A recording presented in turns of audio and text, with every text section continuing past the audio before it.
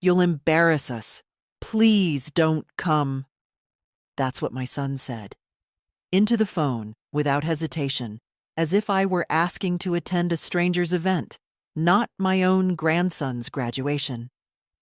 I sat there, holding the phone, staring at the wall like something had cracked. Not loudly, but all the way through. The room was quiet.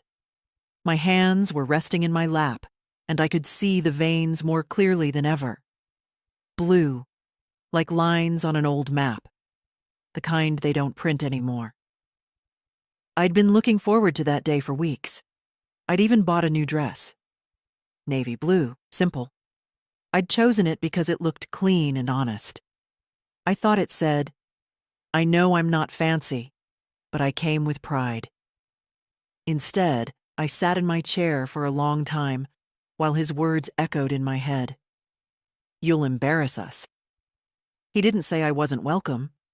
That would have been too honest. He framed it like concern, for the atmosphere, for the guests. "It's a big venue, Mom. There'll be faculty, people from Jenna's job. You'll be more comfortable at home, honestly." Comfortable. I've never been comfortable. Not when I cleaned offices at night and packed school lunches at 5 a.m. Not when I worked 3 shifts at the bakery through Christmas so he could get new cleats. Not when I gave up the house with a garden because he and Jenna wanted to start out right, and I happened to have savings. But I didn't say any of that. I just said, "All right." That was 2 days before graduation. I spent the next day cleaning the house like a storm had passed through me. I scrubbed baseboards, polished doorknobs, washed curtains, all to stay moving, all to keep from crying. Then, the morning of the ceremony, I took out the navy dress and ironed it. I brushed my gray hair smooth, pinned it back like I used to when I was still working. No makeup, no perfume, just me. And I left the house. The university was across town, a building I'd helped him walk into years ago when he was still unsure if he belonged here. I remembered how he clutched my arm that day, how I'd told him, "You're smart, Sam. You've earned your place." I had believed it. I still do. What I hadn't expected was that the place he earned would one day feel too good for me. I parked 3 blocks away. I didn't want to risk anyone seeing my old car. It groans when I turn the wheel too tight. I walked slowly, my knees protesting every step, but I got there. I stood near the edge of the courtyard where the guests were gathered. Laughter, suits, dresses. Jenna was greeting someone in heels too high for that pavement. Sam was beside her, looking proud. I didn't go near them. I waited until the procession moved inside.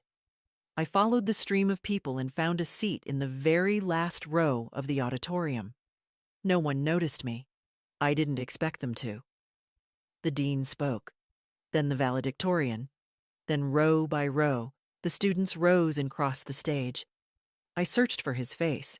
He was near the end, tall, clean cut, with that polite smile I'd seen in so many of his photos.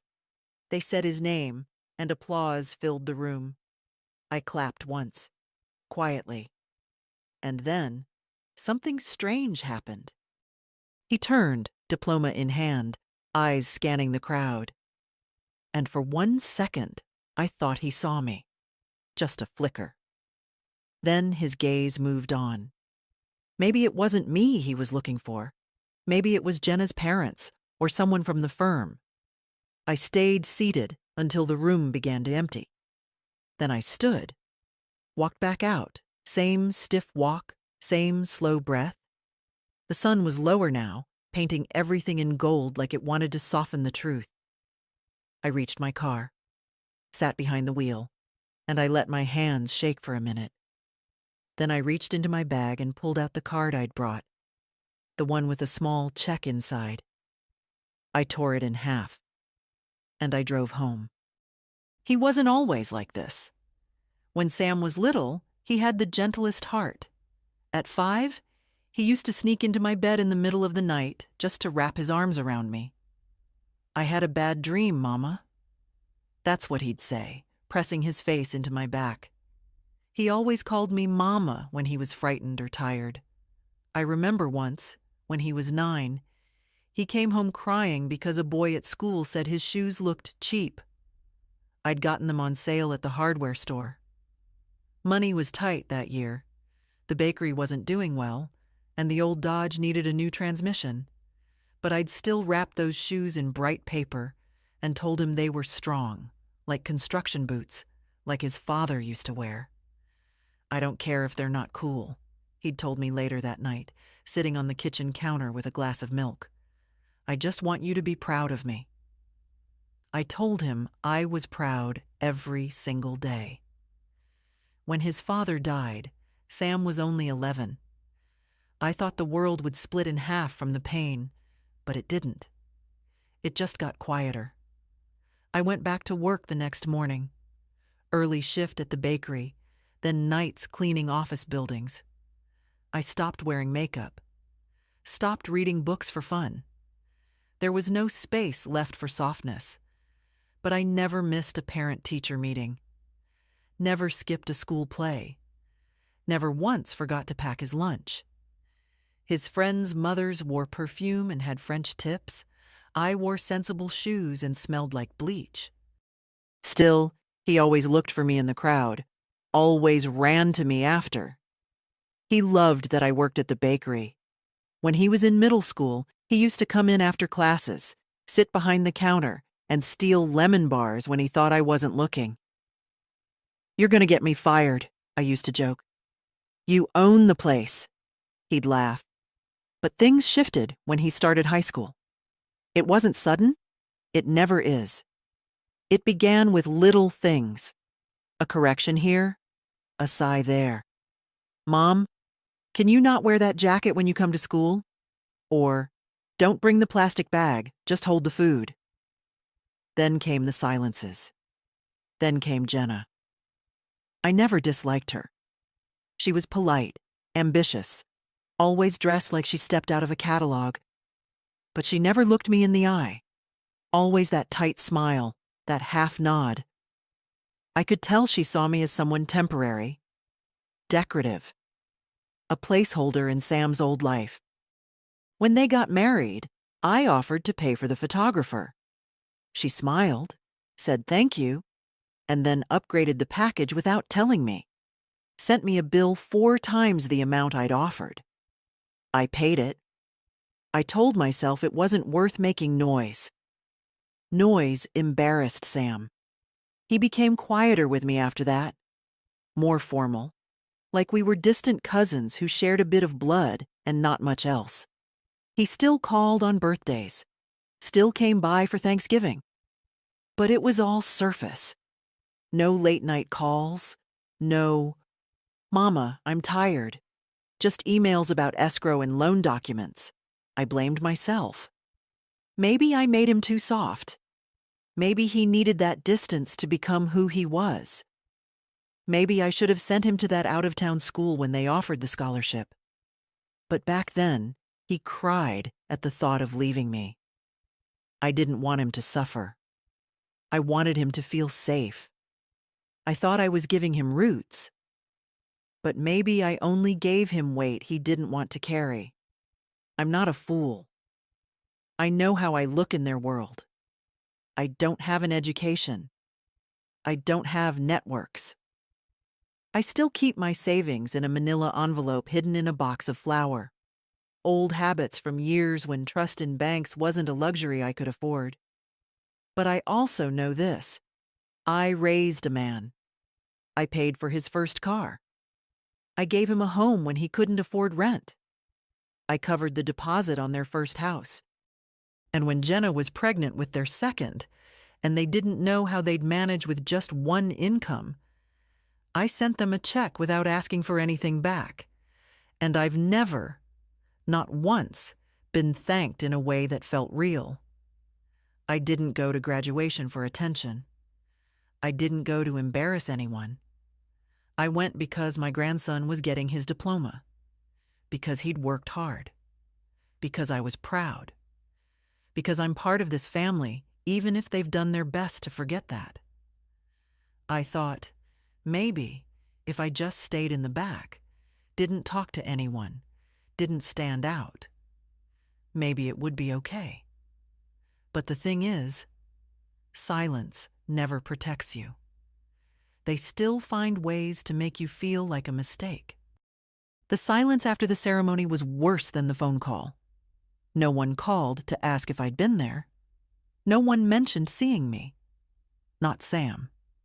Not Jenna. Not even Michael. My grandson. The one who crossed that stage with his head high and his mother's posture. I waited that night, thinking maybe he'd send a text. Just a, "Thanks for coming, Grandma." But nothing came. I sat at the kitchen table, the one with the deep scratch from when Sam dropped a mixing bowl years ago. I ran my fingers over that mark for a long time. It was the only scar in this house I never tried to cover. My house is quiet now. Has been for years. No more music in the evenings. No more flour-dusted shoes by the door. No more boyish laughter bouncing off the walls. Just me, the ticking clock, and the low hum of the fridge that sounds too much like breathing when you're alone. The next morning, I folded the dress I wore to the ceremony and placed it back in its plastic wrap. I didn't cry. I haven't cried in years. Not since Sam's father died. Not since I signed over the deed to help with his mortgage. Tears, I learned, are currency too. You spend them fast when you're young. But at my age, they're more precious. You keep them sealed behind the ribs. Still, something pressed at my chest that day. Not grief exactly, but the weight of knowing you've been quietly pushed out of your own story. Later, I got a call from Carol, my neighbor and oldest friend. She'd heard about the graduation from the florist. Jenna had ordered 6 centerpieces, all in white and gold. "Didn't know you were heading out yesterday, Nance," she said. "Was it lovely?" I hesitated. Then I told her the truth. "They didn't want me there," I said. "I went anyway." Sat in the back. Saw my boy walk across the stage like I wasn't alive. She was quiet for a beat. Then she said the words I didn't know I'd needed. "You didn't go for them. You went for you. And I'm proud you did. Carol's like me. Been through her own battles. Lost her husband to cancer. Raised 3 boys, 2 of whom don't call unless they need something notarized. She knows what it means to be useful, but invisible. She's been telling me for years, 'Nance, you have to stop giving away parts of yourself like free samples at the grocery store. People take them, smile, and move on. They never buy the full product.'" I used to laugh when she said that. Now, I just nod. That afternoon, I opened the hallway closet. It's where I keep all the documents, not in any kind of system, just piled in folders, envelopes, paper clips that have rusted around the edges. I pulled everything out and laid it on the dining table. There was the mortgage cosign from 6 years ago.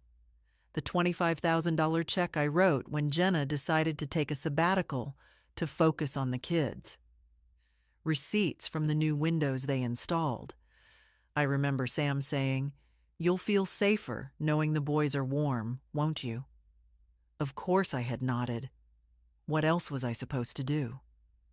I flipped through each page slowly, methodically, like I was studying for an exam.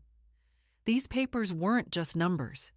They were proof of how much I'd tried to stay close, how many times I'd paid for proximity, for a thank you, for inclusion. And all of it had been met with less than silence, with polite distance, with strategic forgetting. When I got to the envelope marked Michael Education, I stopped. Inside was a check I'd never mailed. $5,000 for textbooks, I'd told myself, or whatever he needed when he started university. I hadn't told Sam about it. I'd wanted it to be from me. Just me. I held the check up to the light. My handwriting looked shakier now than it used to. That bothered me. Not the age, the fact that I was still trying. That night, I made a decision. I didn't call anyone. Didn't announce it. I just sat with it. Sometimes, the biggest choices in life come not with fireworks, but with a quiet nod to yourself across a worn-out room. I would stop. Stop giving. Stop chasing their attention. Stop paying for a seat at a table they clearly didn't want me at. But I wouldn't do it with bitterness. No. That would mean they'd won. I would do it with grace. With quiet. Final clarity. And for the first time in years, I went to bed without checking my phone for messages that never came. It was Michael who saw me first. I was halfway down the back stairwell, about to slip out the side exit, when I heard a voice echo in the stairwell. "Grandma?" I froze. My hand was on the metal railing, and I could feel how cold it was against my skin. That word, Grandma, hadn't been spoken to me in weeks. Not by him. Not since our last phone call, where he'd been distracted, polite, distant in the way young people get when they've already been told a version of you by someone else. I turned slowly. He was 2 steps above me, in a black robe and that absurd square hat perched crookedly on his head. He looked taller than I remembered, older somehow, but the eyes were the same, wide and unsure. "You came," he said. I nodded. "Back row? Didn't want to cause a scene?" He smiled, but it was tight around the edges. "Dad said. He stopped himself. I waited. "He told me you weren't feeling up to it, that you didn't want to come." My stomach dropped, but I didn't let it show. I just gave him the smallest shrug. Felt up to it after all. Michael stepped down slowly, 2 stairs at a time, until we stood level. We hadn't been this close in months, maybe longer. He used to visit me on weekends, remember? Back when he still needed help with essays or when his laundry piled up. I taught him how to make pie crust, how to iron a dress shirt without leaving shine on the fabric. Now he was watching me like I was something unfamiliar. "You should have sat closer," he said. I wasn't invited to sit closer. That hung in the air like dust in sunlight. He looked away first. "I didn't know," he said. I believed him. We stood in silence for a while. Down the hall, music started playing from the reception room. Laughter, camera shutters, champagne corks. I could imagine Jenna's voice. Crisp, rehearsed, calling for group shots. Sam standing beside her, nodding, smiling. Being exactly who he needed to be. Michael looked down at his hands. "They said you didn't like crowds, that it would be too much for you." "They've said a lot of things about me," I replied, but no one asked. Another pause. Then, "Come to the reception." It wasn't a command, it was a request. Raw and simple. I shook my head. "Your father wouldn't want that." "I don't care." It hit me so hard I almost missed it. I don't care. Not he'll be fine or I'll talk to him. Just that. Simple defiance. I hadn't expected it from him. Still, I smiled softly. "It's your day.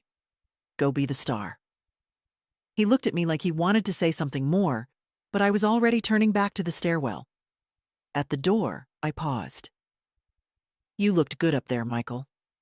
Proud, like someone who came from strong stock.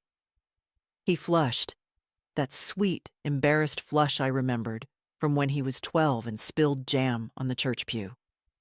"Come by sometime," I added. "Pie's better when it's not eaten alone." Then I left. I didn't cry. Not then. Not even in the car. But when I got home and stepped into the quiet kitchen, The tears came fast and full. Not because I was hurt, because for the first time in years I'd seen a crack in the wall, and it hadn't come from me. He came to the house the next day. No call, no warning. Just the low hum of tires on my gravel drive, the thunk of a car door, then footsteps on the porch I painted myself 2 summers ago. I knew it was him before he knocked. I always know the sound of his walk, clipped, impatient, like every second he spends waiting is a second stolen. I didn't hurry to the door. Let him stand there. Let him feel the quiet. When I opened it, he didn't smile, didn't say hello. He just stood there in a pressed shirt and that same polished look he'd picked up somewhere between grad school and Jenna's ambition. "Mom," he said, "we need to talk." I stepped aside. "Do we?" He didn't answer.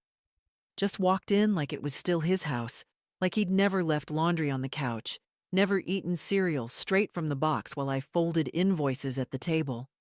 He sat. I didn't offer him tea. "You were at the ceremony." "Yes."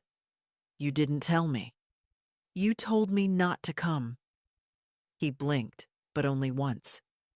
"That's not what I said." "You said I'd embarrass you." "That's not how I meant it." "Then how did you mean it, Sam?" He didn't answer right away. He looked around the kitchen, the same place he used to sit with scraped knees and peanut butter on his chin.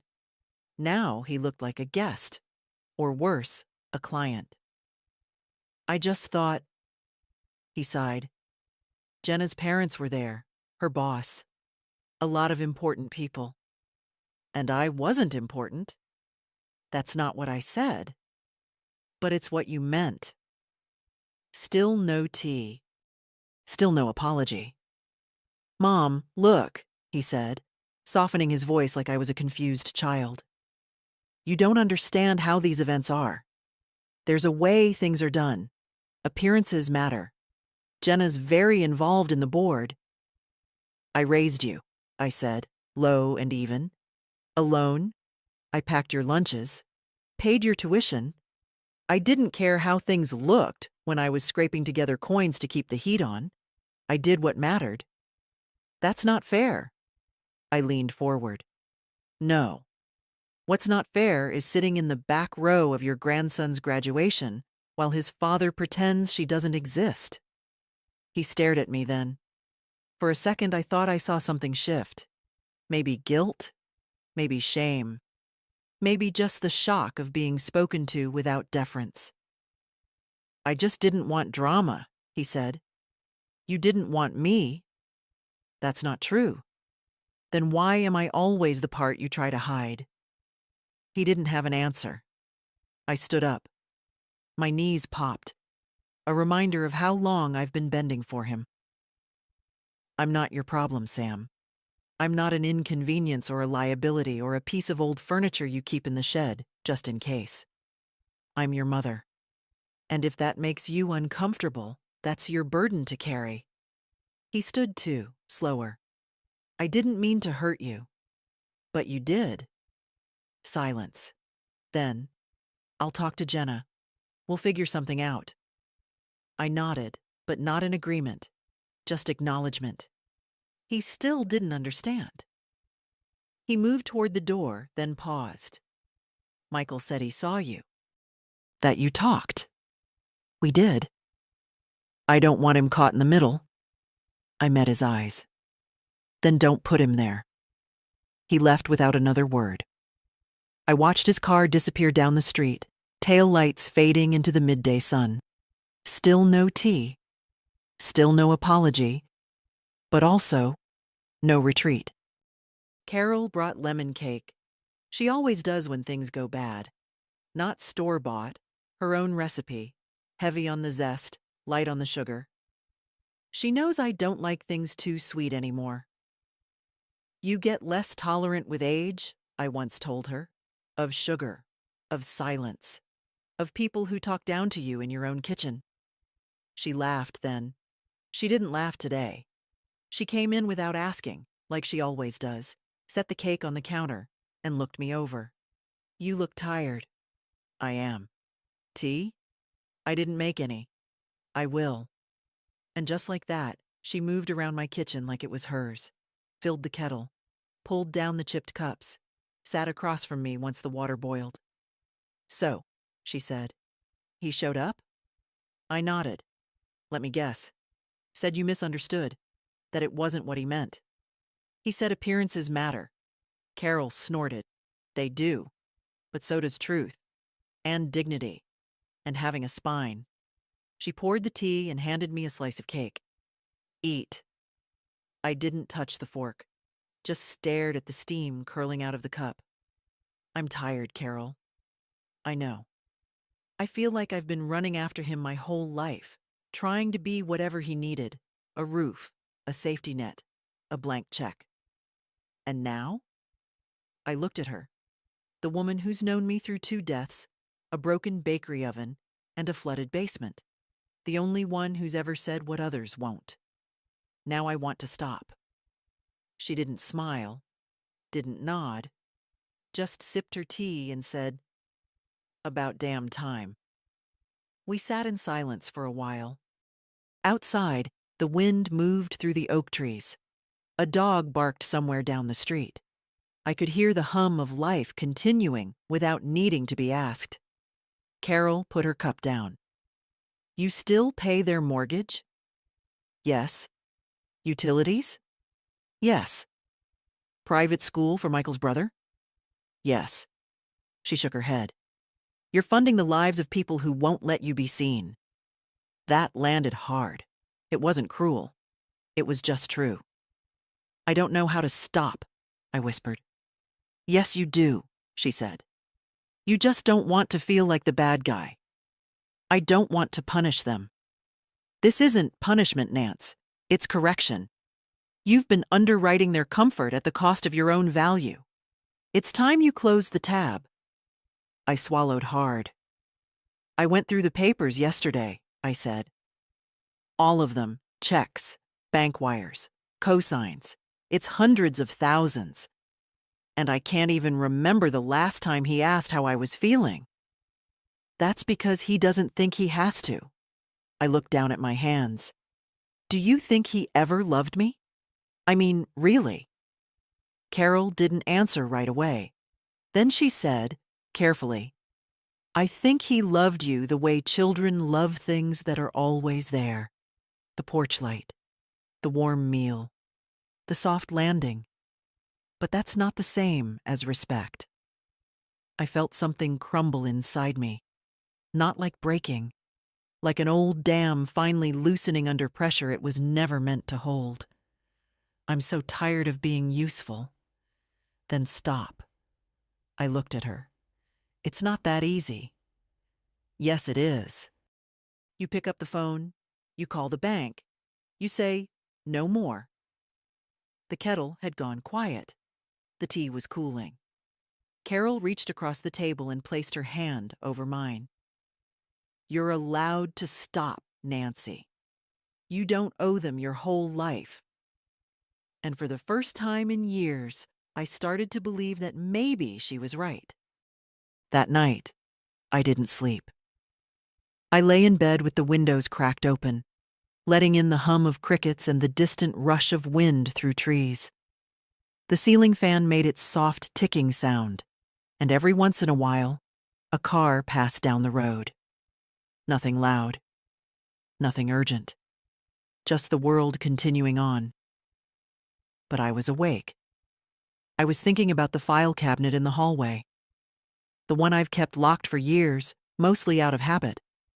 I thought about the documents in there, some yellowing, some still crisp. Each one a receipt of a choice I'd made in the name of love, of duty, of motherhood. And I thought about what Carol said. You're allowed to stop. At 6:15, I got up. Didn't bother with breakfast. Just washed my face, tied back my hair, and walked barefoot to the cabinet. The key was still in the old mug I keep spare buttons in.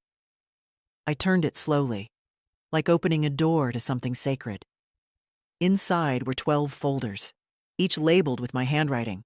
S. Dalton Mortgage, Jenna, Education Fund, Michael, Birth to High School, Car Repairs, Utilities, Health, Legal, Vacation Advance, College Loans, Household Upgrades, Emergency Transfer, MISC. That last one hurt most of all. I pulled them all out, carried them to the kitchen table. Sat down. The table groaned under the weight, not of paper, but of years. Years I'd said yes. Years I'd swallowed words. Years I told myself that giving was the only way I'd be allowed to stay close. I opened the folders one by one. There was the signed check for $40,000 to cover their down payment. A printed confirmation of a wire for $7,800 when their AC broke. Monthly auto pays for their utilities. $422.13 for electric. $176 for water. I was paying for water I didn't drink. The tuition slip for Michael's little brother. $12,000 a year. I remembered how Jenna cried when she asked. "He's so sensitive, Nancy. He doesn't do well in public schools." I'd nodded. I always nod when people cry. I stacked each document in a pile. Not to shame myself. Just to see it all. To tell the truth out loud, even if no one was listening. At 8 a.m., I picked up the phone and dialed the number I knew by heart. "First State Union, this is Trina. How can I help you?" "Good morning," I said, voice calm. "This is Nancy Dalton. I'd like to make some changes to my account." "Of course, Ms. Dalton. What can we help you with?" "I'd like to cancel all automatic payments, effective immediately." There was a pause. "All of them?"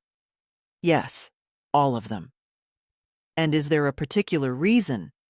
"No longer necessary," I said simply. "I'm simplifying." "Understood. I can put in the request now, but for full cancellation, we'll need your signature in person." "I'll come in this afternoon." She confirmed the branch hours and asked if I'd need help reviewing any documents. "I'll bring my own list," I said. When I hung up, my hands were steady. I looked around the kitchen. Sunlight slanting across the counter, the smell of lemon cake still faint in the air from Carol's visit. The silence in the room no longer felt oppressive. It felt like mine. I went back to the folders, now thinned out, reordered. There were still decisions to make, about the house, the car, the investments I'd barely touched. But something had already shifted. I wasn't waiting anymore. I wasn't hoping someone would wake up one day and say, "We've taken too much." I was the one who would decide when it ended, and it ends now. The bank smelled like paper and plastic, not the kind you notice right away, the kind that lingers in places where people come to negotiate their futures. Contracts, signatures, money that moves without a face.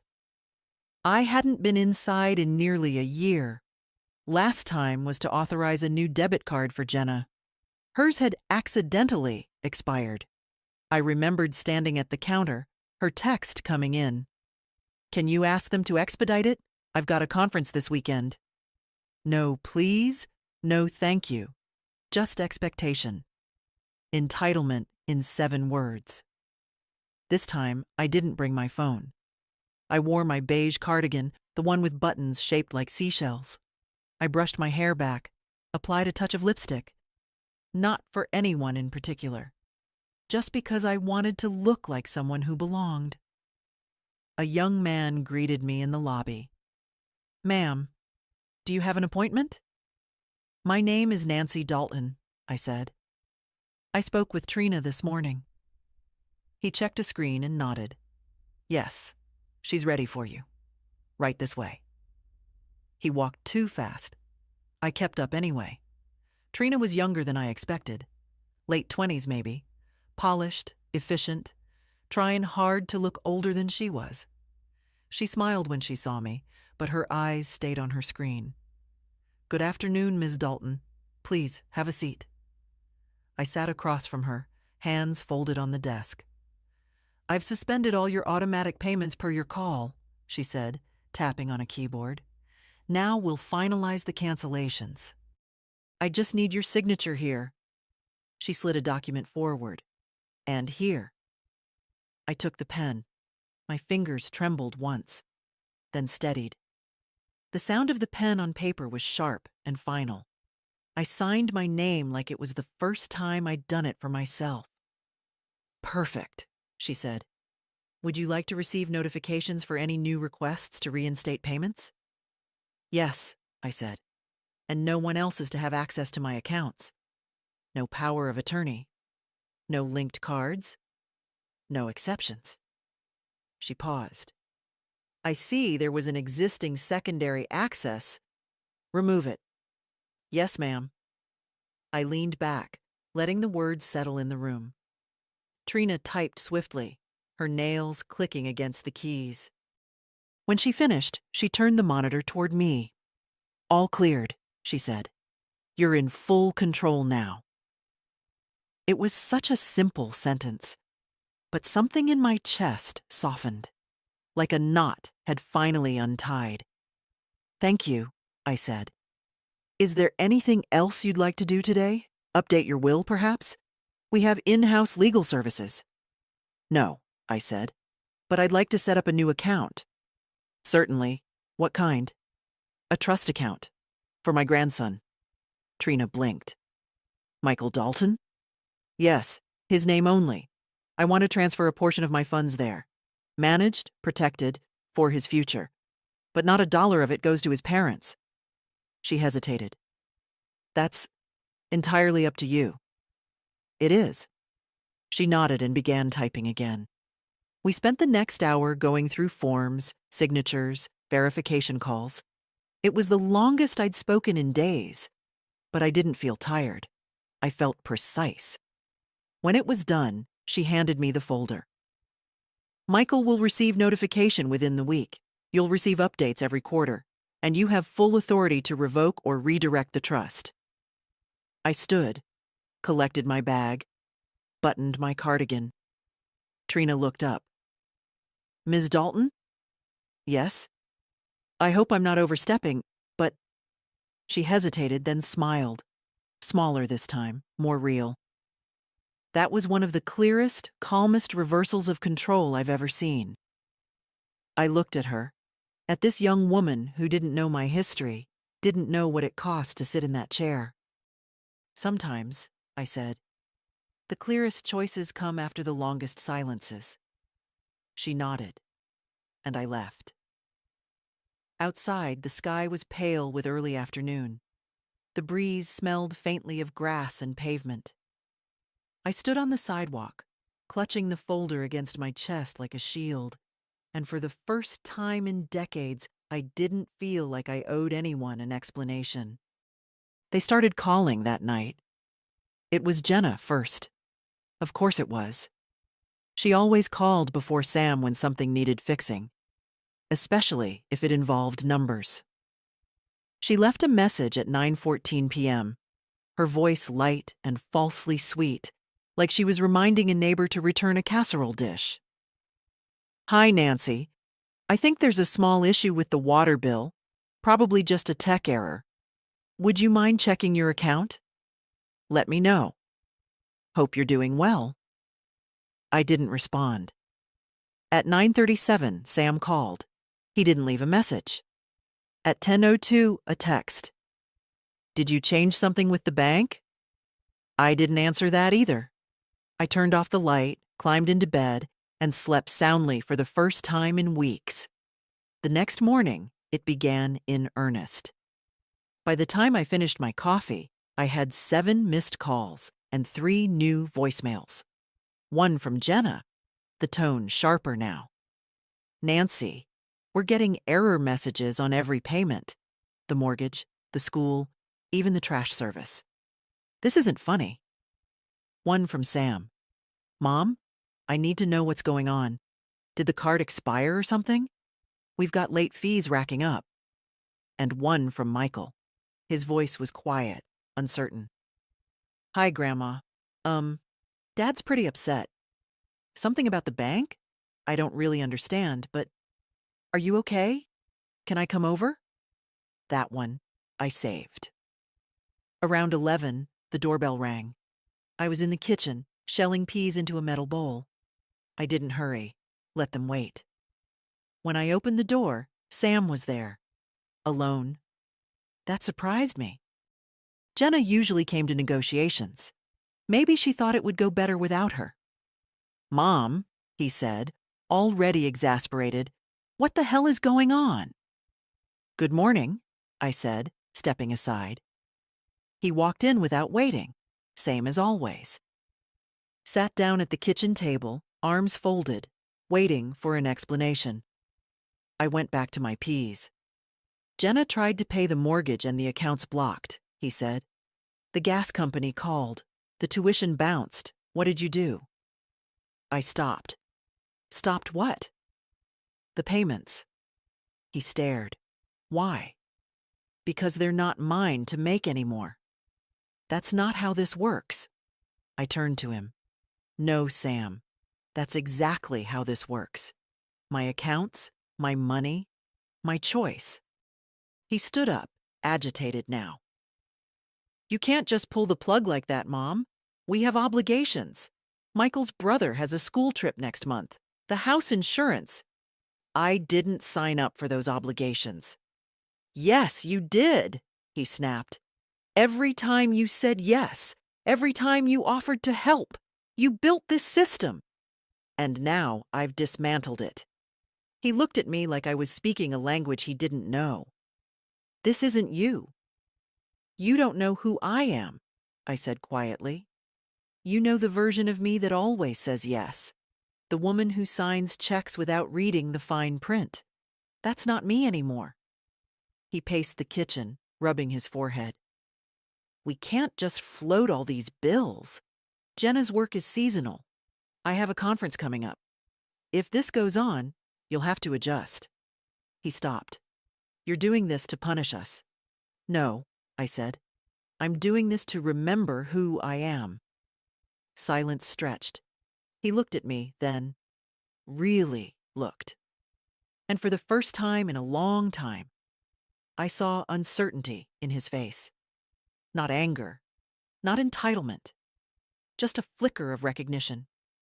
Like he was starting to realize that the foundation under his feet had always been me, and I'd moved. "You should have warned me," he muttered. "I warned you every time I bit my tongue." He didn't answer that, just grabbed his keys, walked to the door. "I'll talk to Jenna," he said, like it was a threat, or maybe a plea. "You do that." When the door shut behind him, I sat down with my bowl of peas, the rhythm of shelling settling me like a prayer.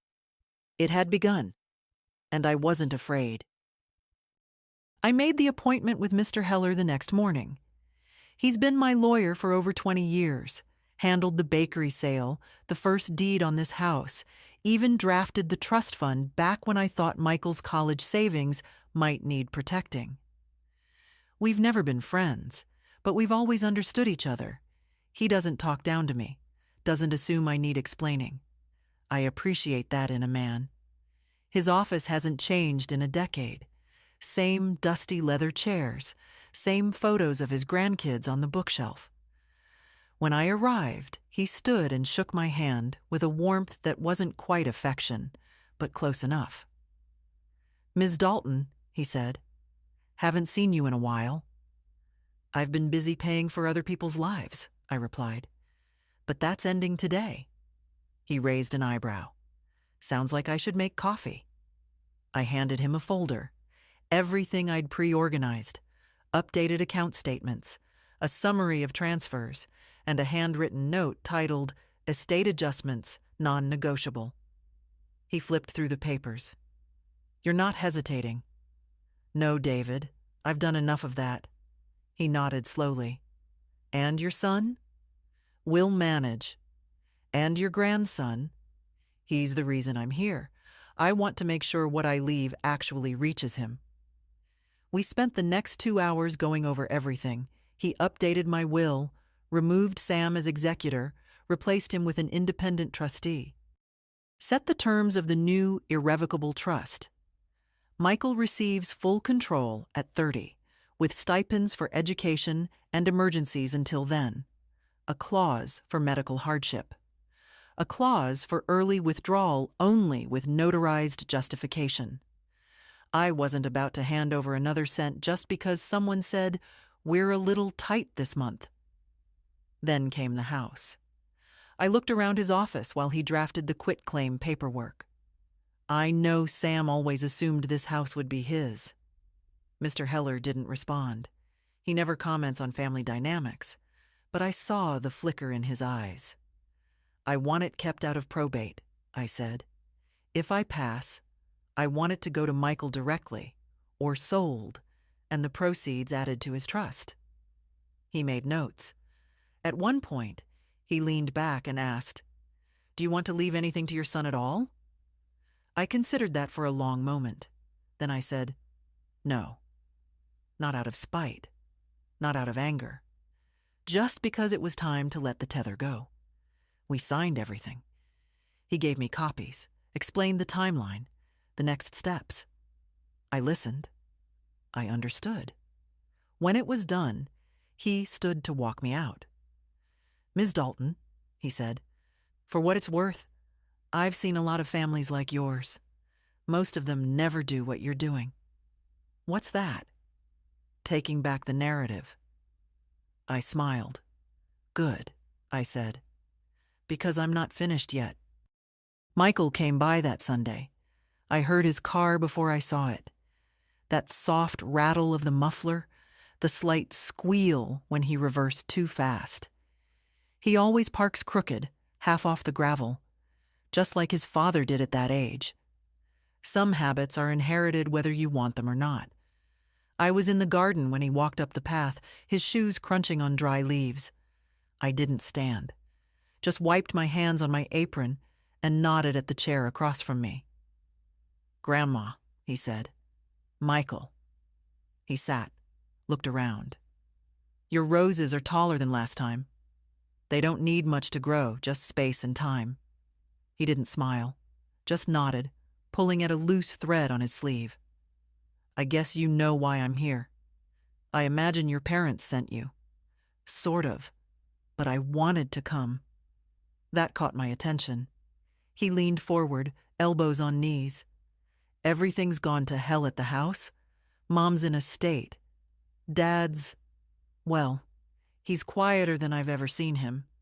Keeps walking around muttering about betrayal." I said nothing. "They told me you shut everything off. The money, the house account, even the school payments for Ethan." "Correct." "Why?" I looked at him, really looked. His hair was longer than usual, his jaw a little sharper. He wasn't a boy anymore. And maybe that meant I could speak plainly. Because I realized I was buying a seat at a table where I was no longer welcome. He flinched, just a little. "I didn't do it to hurt you," I added. "But I won't keep handing over pieces of myself just so people can pretend I'm not there." "I didn't know they said that," he murmured. "About the graduation. About you." "I know. I would have said something."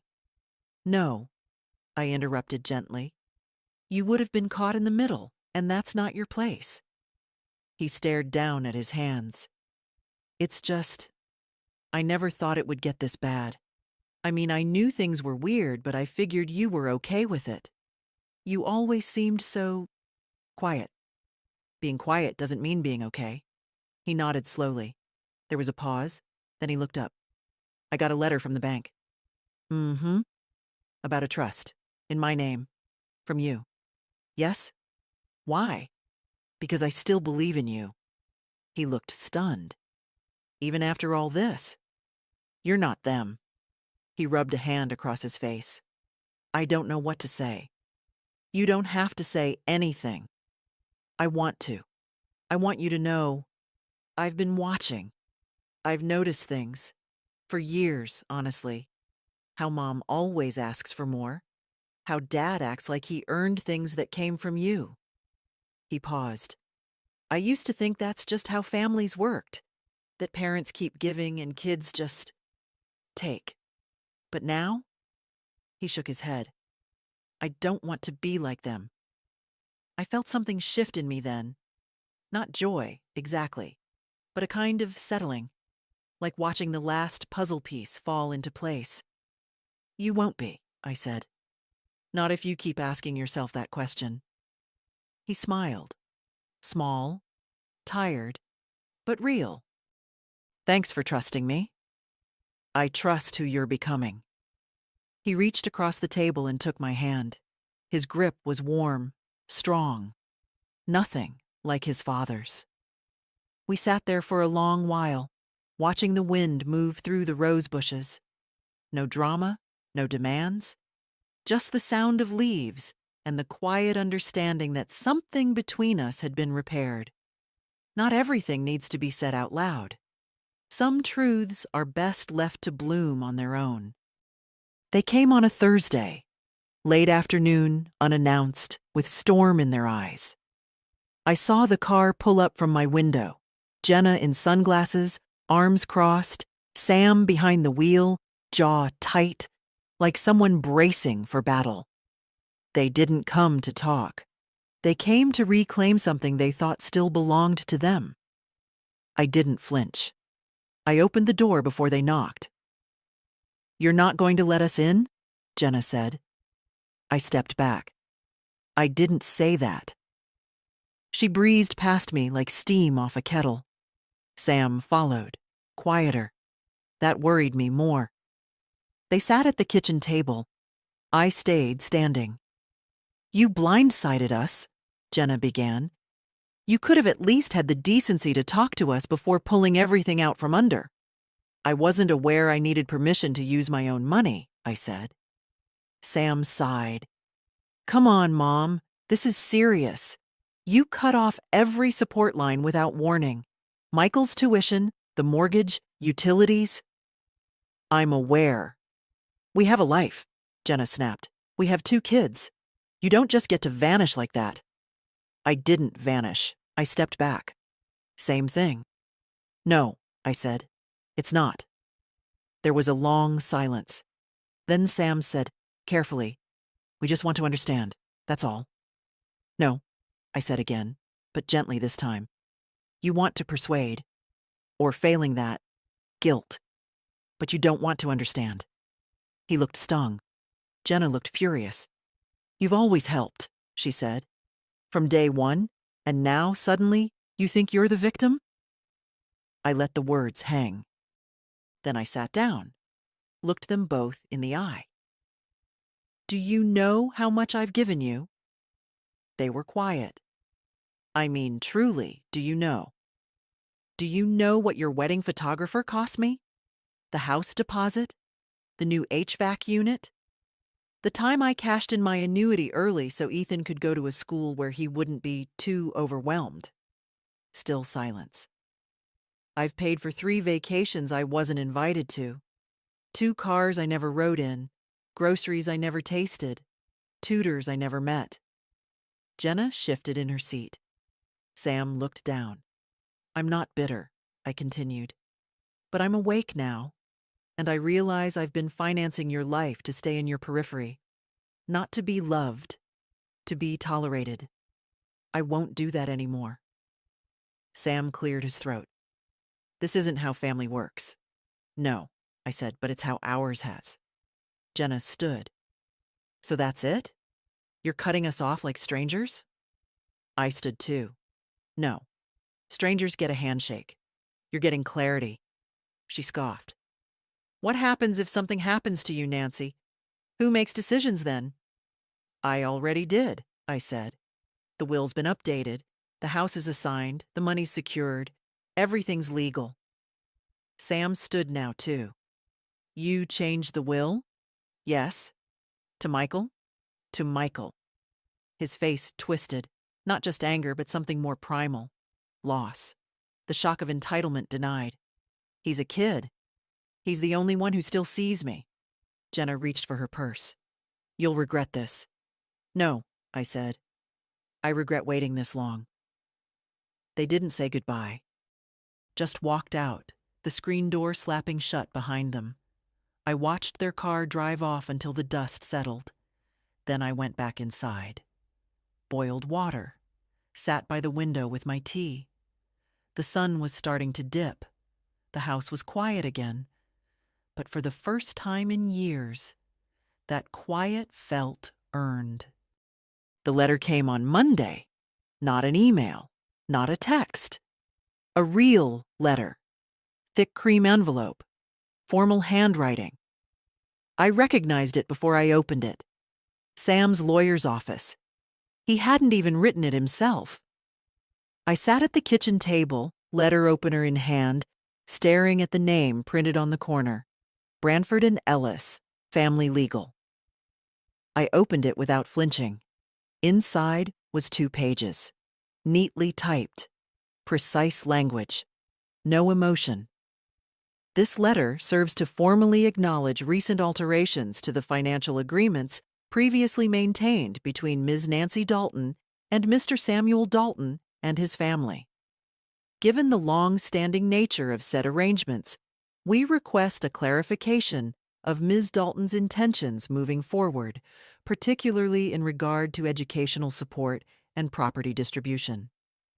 We further inquire whether a mediated discussion might be scheduled to ensure mutual understanding and avoid future misunderstandings or public escalation. I laughed, not loudly, just one short, bitter note. Public escalation. They were worried I'd embarrass them again, that I'd make noise, that I'd speak the truth too clearly, too openly. I folded the letter, laid it flat on the table, made tea. Then I pulled out a blank card from the drawer, one of the ones with watercolor birds on the front. Inside, I wrote, "Dear Samuel, there is no misunderstanding. There will be no meeting. There will be no further support, financial, emotional, or otherwise. I wish you peace, and I hope you someday understand the weight of grace you were given. Warmly, Mother." I didn't sign Mom. I didn't write love. I sealed the envelope, addressed it myself, and mailed it before I could change my mind. That afternoon, I took down the wall calendar and tossed it in the bin. It was full of notes for other people's schedules, car pickups, school holidays, mortgage reminders. All in my handwriting, none of it mine. I replaced it with a small oil painting Carol gave me years ago. A quiet field, one tree, no path. "You sure you're okay?" she asked when I called. "I'm better than okay," I said. "I'm quiet." She understood. Quiet, for women like us, isn't silence. It's freedom. The kind no one can take back. The last thing I gave away was the piano. It had been in the front room for years. Out of tune, out of use. Sam took lessons on it when he was small, 2 years before he begged to quit. Said the keys made him feel anxious. I never forced him. Never made him finish things he didn't love. But I kept the piano. Because it filled the room. Because it reminded me that at one point there had been music.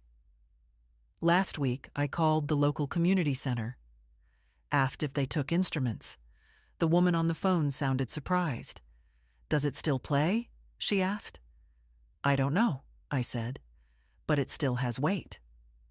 She sent 2 young men with a dolly and a van. They were careful with it, respectful even. One of them, a boy with a shy voice and long eyelashes, asked if I'd played. "Once," I told him. He smiled. "My grandmother played too.